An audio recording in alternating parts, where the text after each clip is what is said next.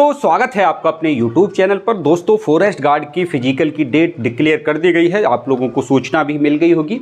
अब कुछ और पहलुओं पे बात करते हैं क्योंकि दिन बहुत कम बचे हैं, बीच में होली भी है, तो एक दो दिन आपका होली में भी ख़राब हो सकता है। लगभग मान के चलें आप 15 दिन का समय आपको मिला हुआ है और आप अपने फिजिकल को अच्छे तरीके से करना स्टार्ट कर दीजिए। बहुत ज़्यादा समय नहीं है और बहुत हल्के में से मत लेना।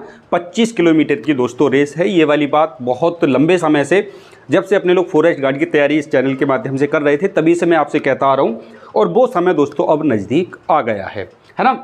20 मार्च से आपके फिजिकल स्टार्ट हो जाएंगे और 5631 लड़के इन्होंने कॉल करके बुलाए हैं फिजिकल के लिए। और देखना ये है कि कितने बच्चे प्रेजेंट होते हैं फिजिकल के लिए। तो एक एक करके दोस्तों कुछ पॉइंट हैं, काफ़ी सारे दोस्तों के मन में ये सवाल चल रहा होगा कि सर किस किस तरीके से क्या क्या करना चाहिए। तो कुछ महत्वपूर्ण पॉइंटों पे दोस्तों यहाँ पर बात कर लेते हैं। ये जो दोस्तों फिजिकल के लिए आपको बुलाया जा रहा है, इसमें आपकी दोनों चीज़ें चेक हो जाएंगी। दोनों चीज़ों का मतलब आपकी हाइट और चेस्ट भी चेक कर ली जाएगी और साथ ही साथ आपसे 25 किलोमीटर की रेस भी कंप्लीट करा ली जाएगी। महिलाओं से 14 किलोमीटर की रेस कराई जानी है ना, 10 किलो वजन के साथ, तो ये ध्यान रखने वाली बात रहेगी आपको। आप लोग जो फिजिकल की तैयारी करें तो वजन लेकर ही करें दोस्तों, क्योंकि अब ऐसा नहीं है कि जो पहले कर रहे थे एक रफ तरीके से, आप बिल्कुल सीरियस तरीके से करें, क्योंकि 25 किलोमीटर का ट्रैक आपके दिमाग में होना चाहिए। वहाँ पर वरना बहुत ज़्यादा दिक्कत आती है, फिर तो दिमाग में एक ही बात चलती है कि चलो फिर देखेंगे किसी दूसरी वैकेंसी में। भैया ज़िंदगी बची। ग्राउंड में जाने के बाद दोस्तों काफ़ी सारी कई तरह की प्रॉब्लम आती है, क्योंकि मैं इस भर्ती में था। 2018 वाली जो भर्ती थी, 2016 वाली भर्ती जो 18 में कंप्लीट हुई थी, तो मुझे ये सारी चीज़ें पता है। क्योंकि यहाँ दौड़ना और वहाँ दौड़ना दोनों में अंतर होता है। हालांकि वहाँ आपके पास जुनून ज़्यादा होगा और भी दोस्त आपके साथ दौड़ने वाले होंगे, काफ़ी कंपटीटर आपके होंगे आपके साथ वाले, लेकिन फिर भी आपके 25 किलोमीटर का ट्रैक आपके माइंड में होना चाहिए कि इसको हम कितने घंटे में कंप्लीट कर सकते हैं। क्योंकि ये रेस आपको दोस्तों 4 घंटे का समय दिया रहा है, कम से कम 3 घंटे 40 या 50 मिनट में कंप्लीट करके दिखानी होगी। ऐसा नहीं कि अरे अभी तो 20 मिनट बचे हैं, एक चक्कर मार लेंगे, कोई दिक्कत नहीं। आपको नियत समय से पहले ही ये रेस कंप्लीट करनी होगी, क्योंकि जब लास्ट समय आता है तो वो रस्सी डाल देते हैं और उसके बाद फिर किसी को एंट्री नहीं मिलेगी। 4 घंटे से अगर 2 सेकंड भी ऊपर हो गए तो अगर आप बाहर हैं तो बाहर। कई बार ऐसा होगा जब आप रेस मारने जाएंगे तो बहुत सारा आप देखेंगे, तो कुछ चीज़ें आप देखेंगे कि कुछ लड़के तो ऐसे थे उन्होंने रेस कंप्लीट कर ली लेकिन 5 मिनट 7 मिनट पीछे रह गए थे। वो कुछ लड़के ऐसे होंगे 10-15 मिनट पीछे रह गए थे। ऐसे बच्चों की संख्या सबसे ज़्यादा होती है जो डिस्क्वालीफाई होते हैं, है ना। और बहुत सारे बच्चे शुरू में ही हथियार डाल देते हैं 10-5 किलोमीटर चलने के बाद, क्योंकि उनको ज़्यादा प्रैक्टिस नहीं होती है। और फिर ये भर्ती काफ़ी पुरानी है तो काफ़ी एजड लोग जो होते हैं 35-40 के आसपास, क्योंकि यह 45 साल तक OBC SC ST डाल सकते हैं, तो एजड लड़के भी इसमें काफ़ी सारे हैं। जो नई उम्र के लड़के हैं 24-25 साल के, उनको तो कोई ज़्यादा दिक्कत नहीं आएगी, क्योंकि उम्र का भी फैक्टर दोस्तों मायने रखता है। फिजिकल हर कोई नहीं मार सकता है ना। 25 किलोमीटर का फिजिकल है। दरोगा का एक फिजिकल हुआ था 10 किलोमीटर, याद करिएगा आप, तो उसमें कितने बच्चे डिस्क्वालीफाई हो रहे थे, मतलब 50% से ज़्यादा बच्चे डिस्क्वालीफाई हो रहे थे। मैं आपको यहाँ ये समझाना चाह रहा हूँ कि दोस्तों आप बहुत सीरियसली लें इस फिजिकल को, अगर आप भी फॉरेस्ट गार्ड बनना चाहते हैं, क्योंकि बस यही एक बाधा बची हुई है। और इसका रिजल्ट मुझे लगता है कि जून में फाइनल आ जाना चाहिए, मतलब मई में फाइनल आ जाएगा और जून में हो सकता है कि आप लोगों को ट्रेनिंग के लिए भेज दिया जाए। देखिए क्या क्या सावधानी बरतनी है दोस्तों आपको, इन चीज़ों का 2-4 पॉइंट आपको ये ध्यान रखने होंगे, क्योंकि कुछ रणनीति भी आपके दिमाग में होनी चाहिए। ऐसा नहीं कि मुंह उठाया और ग्राउंड में हाँ भाई चलो हम रेस मारने के लिए तैयार हैं। सबसे पहले क्या करना, जैसे ही आप स्टार्ट होगा, जैसे ही आपकी रेस स्टार्ट हो जाएगी, है ना, वो कह देगा गो, तो आपको फिर चलना है। मतलब चलना है या दौड़ना है वो आपके ऊपर है। तो आप ऐसा ना कि शुरू में ही दौड़ना शुरू कर दें, नहीं अब तो दौड़ नहीं है, दौड़ना नहीं है आपको। लगभग अपने आप को आप 1 घंटे मेंटेन करके रखें, मतलब एनर्जी को बचा के रखना। अब क्या हुआ, शुरू में कुछ बच्चे जोश में आ जाते, चलो भाई जल्दी से फटाफट 4 घंटे का समय 3 घंटे में रेस को कंप्लीट करके दिखाते हैं। शुरू में अगर आपने अपने आप को थका लिया, मेरा कहने का मतलब शुरू का जो 1 घंटा है, पहले तो आपको अपनी स्पीड बनानी है, धीरे धीरे चलना है, आराम से चलना है। 4 घंटे का समय पर्याप्त है, लेकिन ये 4 घंटे के समय में दोस्तों कुछ आपकी दौड़ भी शामिल होनी चाहिए। लगभग आप मान के चलें, इसे 10 और 15 के रेशियो में आप डिवाइड कर सकते हैं। कैसे?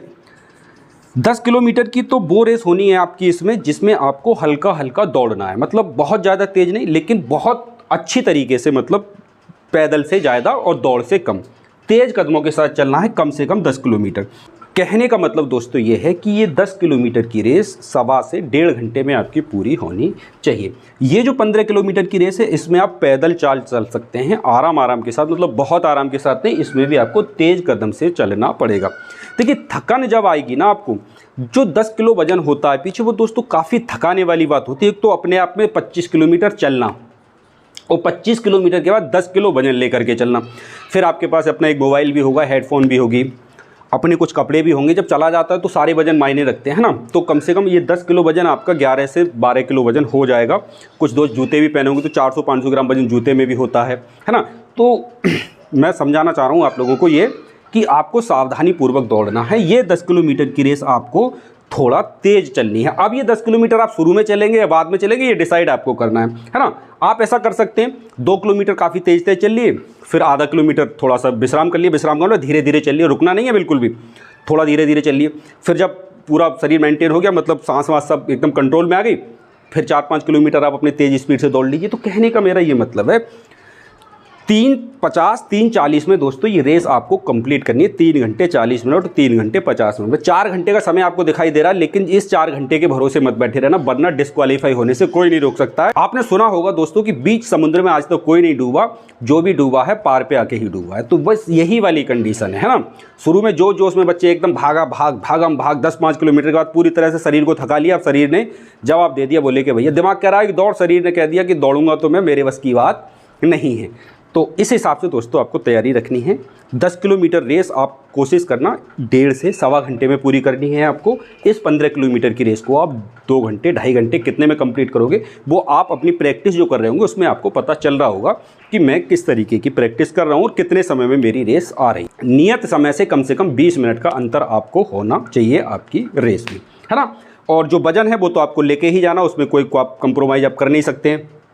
पानी वगैरह वहाँ पे सारी व्यवस्था होती है, वाटर कूलर रखे रहते हैं। आप अपना कुछ एनर्जी ड्रिंक ले जाना चाहते हैं, जैसे ग्लूकोन डी वगैरह है ना, जूस वगैरह है, तो आप अपनी बोतल में भर के एक फिक्स जगह पे रख दें। आपको लगे कि हाँ मैं एक चक्कर मार के आऊँगा तो यहाँ से उठा के 2-4 घूंट पी लूँगा। बहुत ज़्यादा पानी पीने के चक्कर में ना लगे, पेट में ज़्यादा वजन नहीं आपके होना चाहिए। और बहुत ज़्यादा खाना भी ठूस के ना जाएँ, एकदम से छोले भटूरे खा लिए और पूड़ी वगैरह, एकदम बहुत नॉर्मल खाना खाना है। रेस मारने के बाद कितना भी भर के पेट खा लेना, लेकिन कोशिश ये करना कि पेट में ज़्यादा वजन ना हो। पानी पीने से ज़्यादा बचें, क्योंकि पानी भी पेट में वजन करेगा। तेज़ चलेंगे तो वो हिलेगा और फिर यहाँ पे दर्द जैसी भी समस्या आपको देखनी पड़ सकती है। पानी उतना पिए जितना आपके गले को ज़रूरत है। गला सूखता है ना बार बार, तो आपको गला गीला करने के लिए ही पानी पीना, बहुत ज़्यादा पानी नहीं पीना। प्यास तो लगेगी, बहुत ज़्यादा तेज़ वाली प्यास लगेगी, क्योंकि 20 मार्च से लेकर के दोस्तों ये कम से कम 10 से 15 अप्रैल तक फिजिकल आपका चलने वाला है। 1-2 छुट्टी भी रहेगी बीच में।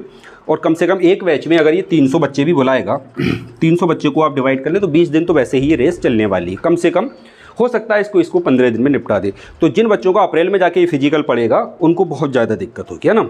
तो ये सारी चीज़ें आप ध्यान रखेंगे, मुझे उम्मीद है। दौड़ आसान नहीं है, ये वाली बात पे तो हम बात कर ही रहे हैं, है ना। कितने बच्चे एक बैच में हो सकते हैं, तो कम से कम 300। देखिए पिछली बार 240 बच्चों को एक बैच में कॉल किया जा रहा था, है ना।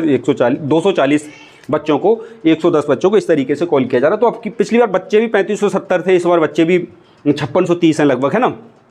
तो इनको अब की बार मेरे ख्याल से 300-400 के आसपास बच्चे बुलाने चाहिए एक बैच में, है ना। तो ऊपर वाले से दुआ ये करना कि आपका फिजिकल 20, 21, 22, 23 के आसपास ही पड़ जाए।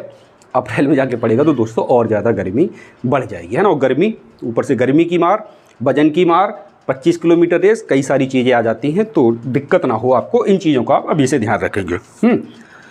चलो ये वाली बातें हो गई।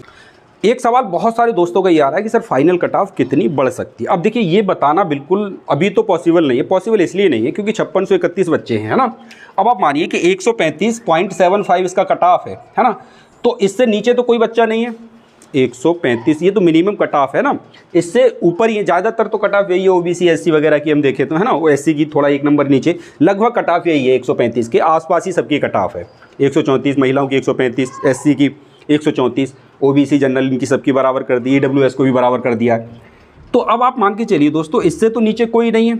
जिस बच्चे के नंबर 135.75 से ऊपर है वही तो फिजिकल देने के लिए जा रहा है। तो अब देखिए डिपेंड करेगा, 2-3 चीज़ें और यहाँ समझनी होंगी आप लोगों को। 5631 टोटल बच्चा है यहाँ पर, है ना। अब बहुत सारे, जब इसका एग्ज़ाम हुआ था अगस्त में, तब दरोगा का फाइनल रिजल्ट नहीं आया था। जूनियर असिस्टेंट जो कल आया उसका भी नहीं आया था। एनटीपीसी फाइनल नहीं हुआ था, ग्रुप डी भी फाइनल नहीं हुआ था। इसके अलावा और 70 वैकेंसी है वो भी फाइनल नहीं हुई थी। एसएससी वगैरह की वैकेंसी भी बहुत सारी फाइनल हो गई है।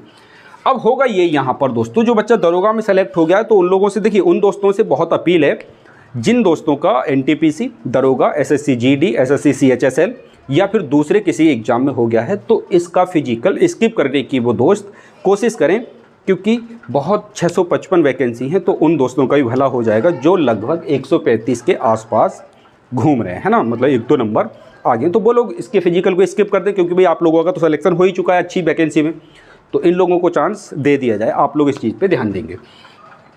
5631 बच्चे, मेरे ख्याल से दोस्तों कम से कम 2000 बच्चा एब्सेंट हो जाना चाहिए। और ये वही बच्चा है जिसकी हम बात कर रहे हैं जो कहीं दूसरी जगह सेलेक्ट हो गया है, वो नहीं आना चाहिए इसमें। भाई दरोगा वाला क्यों आएगा यहाँ पर, आप समझ रहे हो ना इस चीज़ को। एनटीपीसी वाला भैया अच्छी 4200 ग्रेड पे, है ना, दरोगा अच्छी खासी ग्रेड पे की नौकरी, तो वो नहीं आना चाहिए। तो कम से कम यहाँ पे जो बच्चा जाना चाहिए वो 3000 से 3500 के बीच में 3000 से 3500 के बीच में बच्चे पहुँचने चाहिए। अब देखिए फिजिकल चाहे अब हो चाहे 10 साल के बाद हो, फिजिकल इसका जो फिजिकल रहता है इसमें 20 से 25% बच्चे ही क्वालिफाई करते हैं।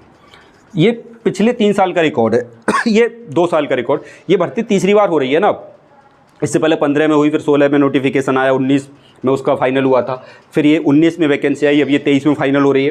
तो 2 बार पीछे जो हो चुका है उसमें 25-25 किलोमीटर की रेस थी। तो यहाँ पे देखा ये गया है कि 20 से 25% बच्चे ही क्वालिफाई हो पाते हैं, मतलब इस फिजिकल में, है ना। बहुत सारी चीज़ें रहती हैं जैसे कि हमने अभी बात की थी। तो अगर 3000 का दोस्तों आप 30% भी निकालोगे, 3000 का कितना निकालें हम, 30% निकाल ले रहे हैं, है ना। तो 3000 का 30% कितना हो जाता है, 900 बच्चे, है ना। कितने बच्चे हो जाते हैं, 900 बच्चे हो जाते हैं, ठीक। सीटें कितनी है, 655। अब भैया 655 इनको सेलेक्ट करने, टोटल बच्चे क्वालिफाई हुए 900।